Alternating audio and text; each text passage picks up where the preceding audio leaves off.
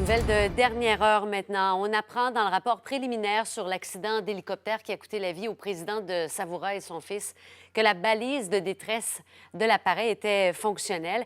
Andy, des informations cruciales.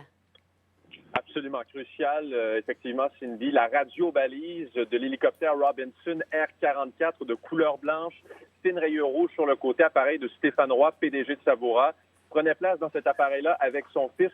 Ce que le Bureau de la sécurité dans les transports nous apprend ce matin dans ce rapport préliminaire, c'est que la radio-balise aurait émis un signal si elle avait été enclenchée. Je vous lis là rapidement, Cindy, ce que le BST vient de publier sur son site web. On a fait une mise à jour. On dit « Nous avons analysé la radio-balise de détresse. Celle-ci était fonctionnelle. » Donc, on apprend que sa batterie était à pleine capacité et elle aurait émis un signal de détresse suite à l'impact qui a été assez violent, qui a coûté la vie à 2 personnes.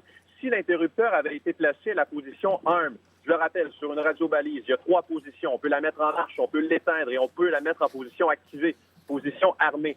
L'antenne reliée à la radio-balise était aussi en bonne condition, c'est ce que nous apprend le BST ce matin, et aurait transmis le signal de détresse. Est-ce que ça aurait changé quelque chose? On ne le sait guère, Cindy, mais fort à parier que ça aurait justement donné plus de chances peut-être de survie à ces 2 personnes-là. Absolument. Si Stéphane Roy et son fils étaient encore en vie là, et sont décédés dans les minutes suivant cet impact-là. Important de rappeler aussi que le BST nous apprenait la semaine dernière que la fameuse radio-balise de détresse avait été retrouvée en position off. Donc, ce qui l'avait empêché d'émettre un signal quand l'appareil s'est écrasé près du lac Valtry dans les Laurentides. On est donc à plusieurs kilomètres au nord du parc national du Mont-Tremblant.